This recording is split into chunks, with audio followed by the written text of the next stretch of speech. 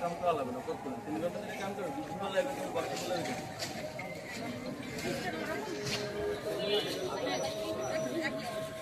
না একটু এদিক সামনে তাকাই এখানে বরিশাল ডিভিশনাল ডাইরেক্টর অফিসে পরিচালক হিসাবে একজনকে অ্যাপয়েন্টমেন্ট দেওয়া হয়েছে, যিনি জুলাইয়ের বিরুদ্ধে দাঁড়িয়েছিলেন, শান্তি সমাবেশে দাঁড়িয়েছিলেন এবং যিনি স্বৈরাচারের দোষর ছিলেন।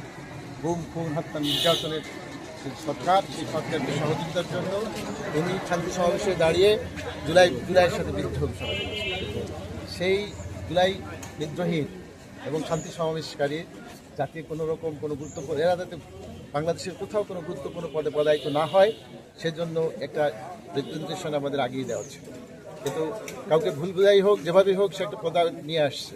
সেই পদায়নের তাকে প্রত্যাহারের জন্য আমরা এই আন্দোলন করে যাচ্ছি, তাকে প্রত্যাহারের জন্য আমাদের এই মানববন্ধন।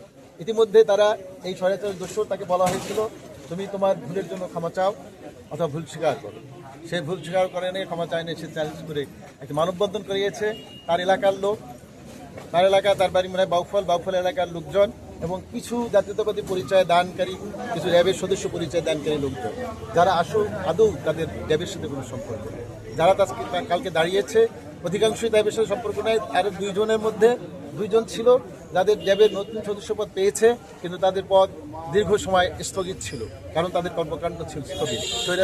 স্বৈরাচারের সাথে মিলেমিশে তারা কাজ করেছে, স্বৈরাচারের সমস্ত সহযোগিতা করেছে এবং তারা বিগত দুঃসময়, যখন আপনারা জানেন যে আমাদের মাননীয় প্রধানমন্ত্রী তারেক রহমান সাহেব 17 বছর নির্বাসনে ছিলেন, বাংলাদেশে গুম খুন নির্যাতনের রাজত্ব পরিণত হয়েছিল, আইনাগর হয়েছিল, বাংলাদেশে একটা শাসন প্রতিষ্ঠা হয়েছিল, যাতে করে একটা অবরুদ্ধকর অবস্থা ছিল। যদি 5ই আগস্ট না হতো, যদি সেই বিপ্লব না হতো, আজকে বাংলাদেশ একটি বধ্যভূমিতে পরিণত হতো। সেই বধ্যভূমি পরিণত হলে যারা এই শান্তি সমাবেশে নেতৃত্ব দানকারী ছিল, শান্তি সমাবেশে ছিল, তারা তাহলে আজকে আমাদেরকে ভূমিষ্ঠ করে দিত, আমাদের কোনো অস্তিত্বই থাকতো। আমরা যারা সাধারণ জনগণ, শান্তিকামী জনগণের কোনো অস্তিত্বই থাকতো। আপনারা খুব ভালো করে জানেন বিগত সময় কীভাবে এদেশে এই স্বৈর শাসন থেকে বসেছিল এবং শেষ রক্ষার জন্য সে তার প্রশাসনকে ব্যবহার করেছে, বিভিন্ন পেশাজীবীদেরকে ব্যবহার করেছে। এই পেশাজীবীর মধ্যে এরা ব্যবহৃত হয়েছিল, এরা শান্তি সমাবেশে দাঁড়িয়ে প্রতিরোধ করতেছিল জুলাই যোদ্ধা। আমার পাশে নিহত শান্ত বাবা আছেন, উনি আছেন, এই পাশে আছে নিহত রকিবের ভাই। তাদেরকে আমরা মূল দাবিটা বলেন, আজকে মানববন্ধনের মূল দাবিটা কি স্যার?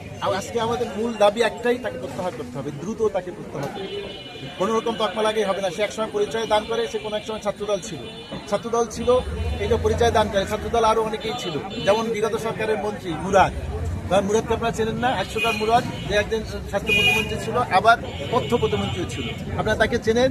সেই মুরাদ সাহেবও কিন্তু ছাত্রদলের ক্যাডার ছিল, ছাত্রদলের সদস্য ছিল, র্যাবের সদস্য ছিল, কিন্তু উনিও তো ওনার পদ চেঞ্জ করছে। উনি যদি বলে যে আজকে আমি ছাত্রদল ছিলাম, আমি ভালো সেজন্যই আমি সমস্ত বেনিফিট পাবো, এটা হইতেই পারে না। কারণ কি, ছাত্রদল থাকা অবস্থায়ও তিনি শান্তি সমাবেশে দাঁড়িয়েছেন এবং এই যোদ্ধাদের বিরুদ্ধে দাঁড়িয়েছেন। এই যে নিহত পরিবারকে আমরা কি জবাব দেবো? তাদের রক্তের কি জবাব দেবো আমরা?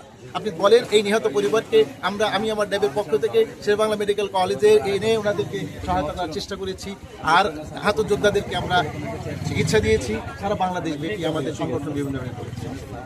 আপনি এখন একজন এই নিহত যোদ্ধা, আপনারা জানেন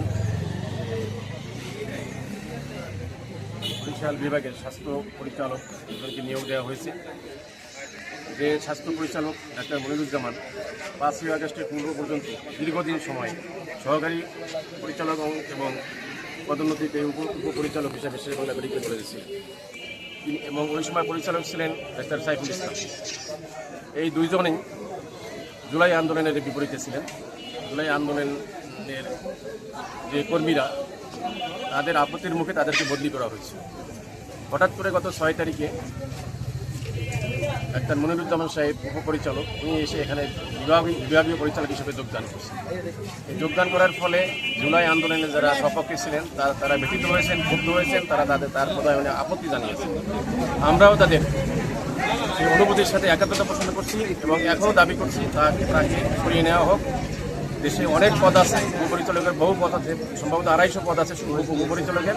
তাদেরকে নিয়ে যাক, পরিচিত হিসাবে নিয়ে যেতে পারে। ইচ্ছা করলে যদি তার 25 বছর হয়ে থাকে তাকে বাধ্যতামূলক অবসরও দিয়ে দিতে পারে। এখানে কোনোভাবেই তাকে রাখা পক্ষে আমরা নই, তাকে এখানে উজ্জ্ব করে নিই।